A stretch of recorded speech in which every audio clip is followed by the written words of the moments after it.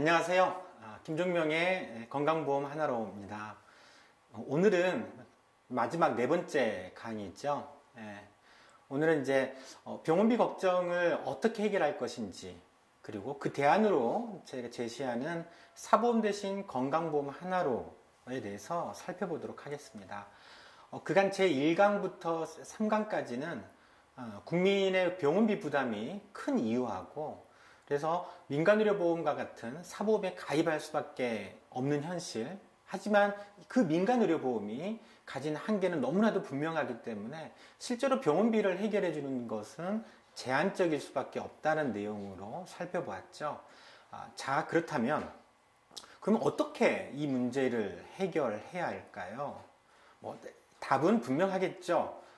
국민건강보험의 보장을 강화시키는 것일 겁니다. 병원비 부담이 큰 이유가 바로 국민건강보험의 보장이 낮기 때문이죠.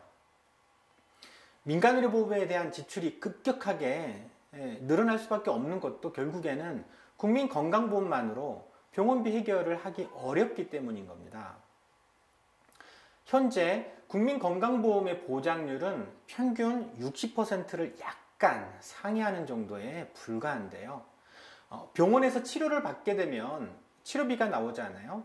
예로 병원에서 입원 치료를 받는 경우에 총 병원비가 1,000만 원이 나온다라고 할 때 현재 건강보험이 그중 600만 원 정도를 부담하고 있고, 나머지 400만 원 정도는 환자가 직접 부담하고 있다는 걸 의미하는 거죠. 평균적으로죠.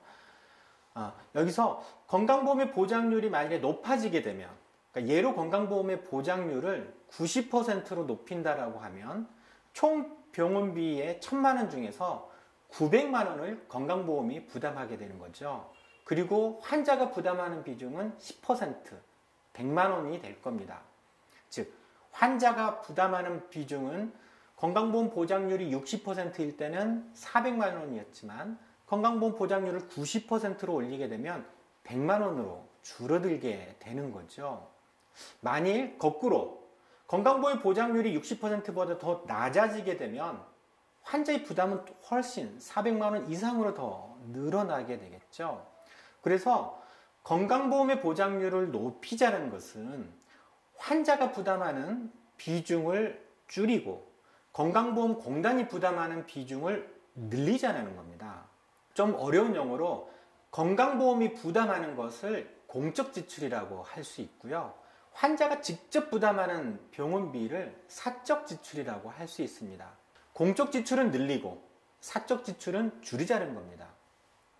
우리 사회는 전체 의료비 중에 공적인 지출 비중이 적습니다. 사적 지출이 굉장히 많은 국가인데요. 국가별 비교를 한번 해볼까요?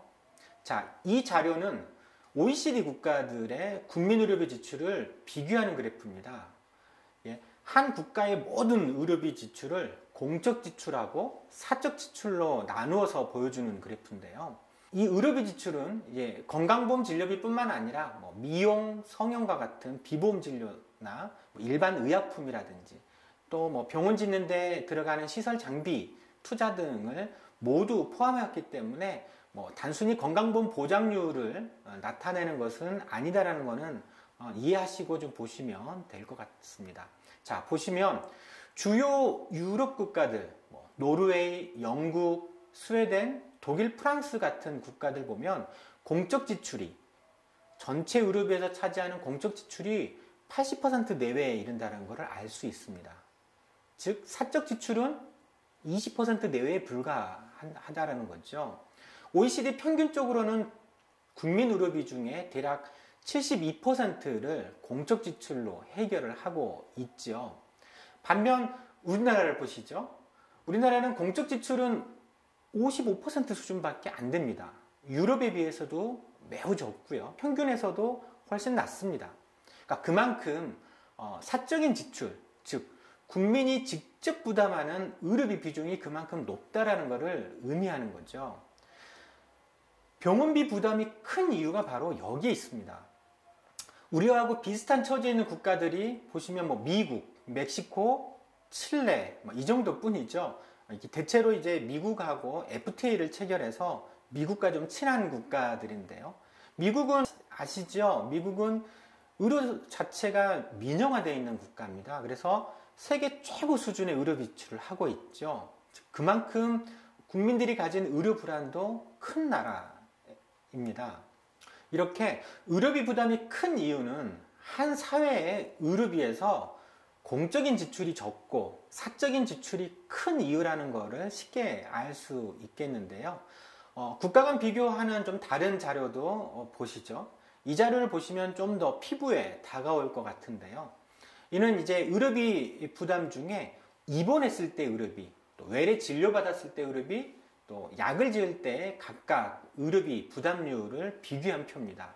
보시면 스웨덴이나 네덜란드, 프랑스, 일본까지도 이런 국가들은 입원했을 때 병원비 보장률이 90%를 넘습니다. 심지어 거의 100% 가까이 된다는 걸 알 수 있지요. 그러니까 사실상 이런 국가들은 입원했을 때 환자가 부담하는 병원비는 거의 없다라는 것을 의미합니다. OECD 평균만 비교하더라도 입원 진료비의 보장률은 85%를 넘습니다. 하지만 우리는 60%가 안 되죠. 또 OECD 국가들은 대체적으로 큰 치료비가 들어갈수록 환자가 부담하는 비중은 매우 적다라는 걸 알 수 있습니다. 입원 진료는 거의 무상의료에 가깝고요. 반면에 외래와 약값은 환자 부담이 상대적으로 좀 더 있는 것을 알 수 있습니다. 그런데 우리는 오히려 반대죠. 입원 진료일수록 또 입원이라고 하더라도 큰 병원에 입원할수록 병원비 부담은 더 커지는 특징이 있습니다. 뭔가 잘못된 거죠. 따라서 이를 바꿀 필요가 있습니다. 유럽의 복지국가들처럼 국가나 건강보험과 같이 이 사회가 공동으로 함께 책임지는 공적 지출은 늘리고 의료비에 대한 사적 지출은 줄여야 하는 거죠. 자, 그렇다면 어떻게 공적 의료비 지출을 늘릴 수 있을까요? 당연하죠. 그거는 공적 지출을 늘리려고 하면 그만큼 공적 재원을 확충하면 되는 겁니다. 문제는 그럼 공적 재원은 누가 부담하는 건지를 알아야 되겠죠. 즉 건강보험의 재원은 누가 부담하고 또 이를 어떻게 확충을 할 수 있을까요? 이는 제3강에서 간단하게 제가 설명한 적이 있었는데요. 건강보험의 재원은 국민만이 내는 건 아니죠. 국민도 내고 사업주도 내고 국고도 정부도 부담을 하고 있습니다. 전체 건강보험의 재원 중에 국민은 대략 55%를 부담하고 있고요. 사업주가 한 30%를, 그다음에 국고 지원이 대략 15% 정도로 부담하고 있는, 이렇게 서로 세 주체가 분담하고 있는 구조죠. 반면 환자가 직접 부담하는 병원비는 그와는 전혀 다르죠. 환자가 부담하는 병원비에는 건강보험이 보태주는 것도 아니죠. 국고나 사업주가 보태주는 것도 아닙니다. 환자가 100% 전액 부담을 해야 되죠. 병원비 부담이, 환자가 가진 병원비 부담이 큰 이유가 바로 여기에 있습니다. 그래서 국민의 입장에서는 무조건 건강보험의 재원을 좀 확충을 해서라도 그것으로 병원비를 해결하는 게 유리하겠죠. 유럽의 대부분의 복지국가들처럼 말이죠. 자, 그러면 저는 여러분께 건강보험만으로 모든 병원비를 해결하기 위해서는 공적 재원을 확충하자, 즉 건강보험의 재원을 확충하자, 그러기 위해서는 국민이 건강보험료를 더 내야 된다고 주장합니다. 물론 국가도 더 내야 될 거고 사업주도 더 내야 될 겁니다. 어떻습니까? 동의하시나요? 만일 국민들이 한 목소리로 이런 요구들을 만들어낸다라고 하면 충분히 가능할 거라고 생각합니다. 다른 OECD 국가들 다 모두 거의 무상의료를 하고 있는데 우리가 못할 이유가 어디에 있겠습니까? 물론 국민들은 이 건강보험료를 인상하는 거에 대해서 좀 부담은 좀 갖고 있습니다. 분명히요. 하지만 이미 많은 국민들이 좀 알고 계시는데요. 자, 볼까요?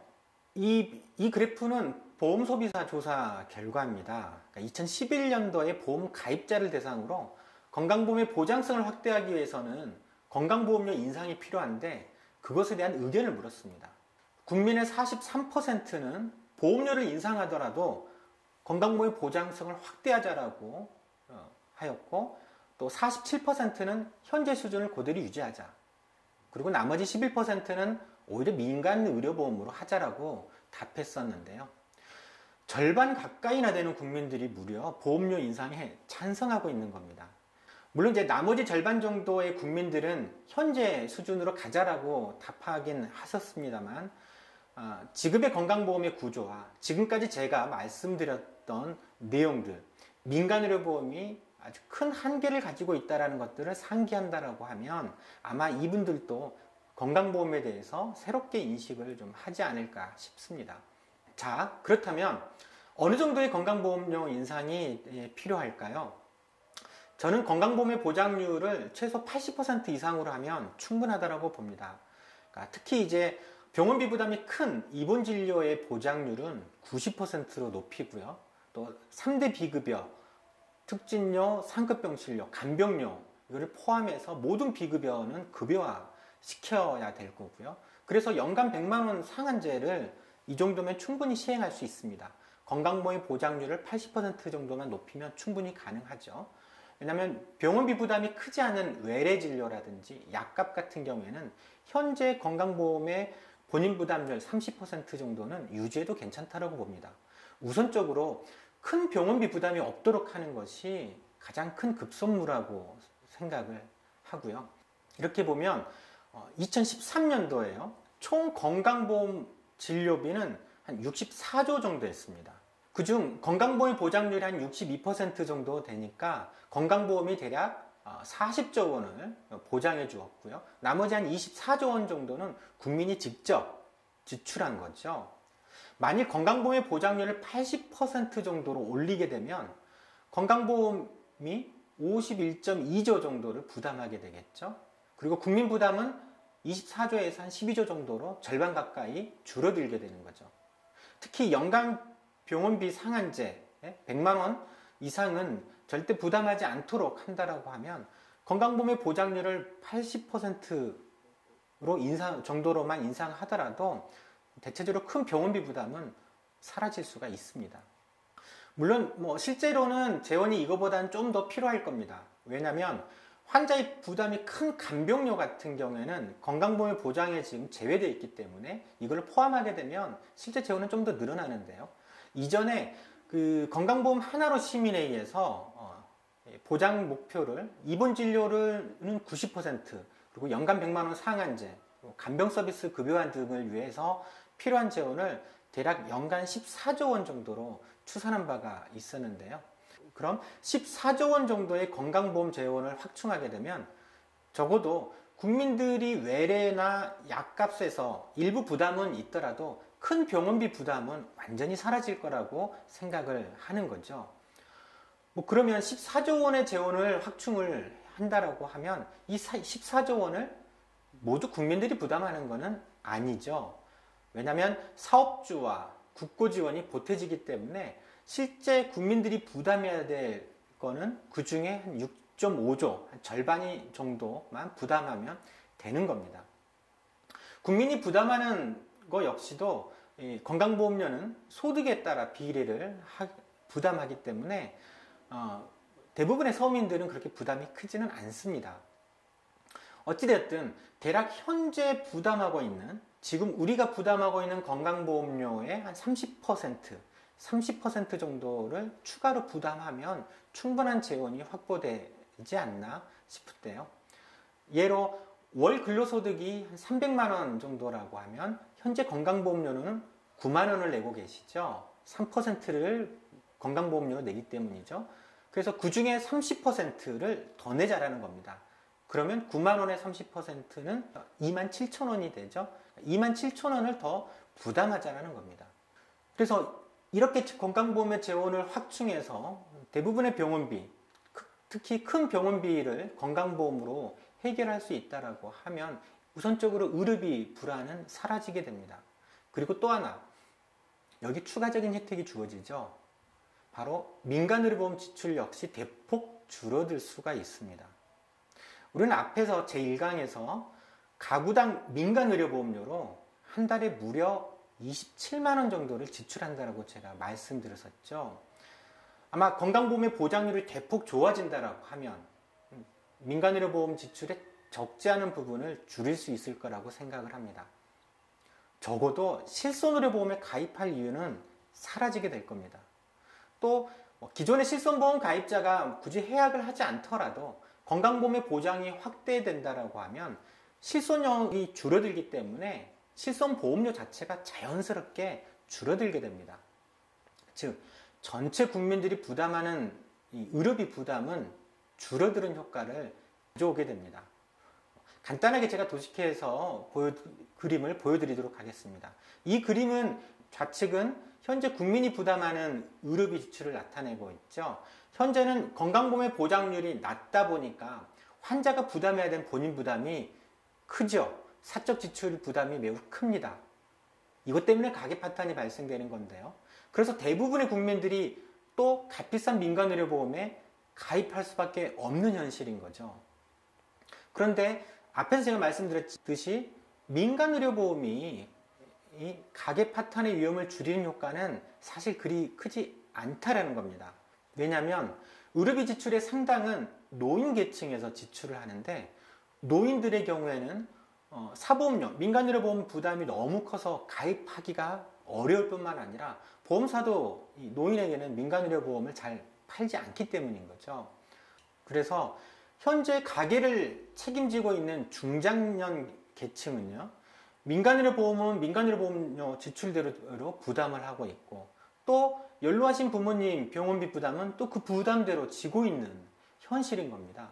그런데 이 건강보험의 보장률을 대폭 확대하게 되면 병원비 부담이 대폭 줄어들게 되겠죠.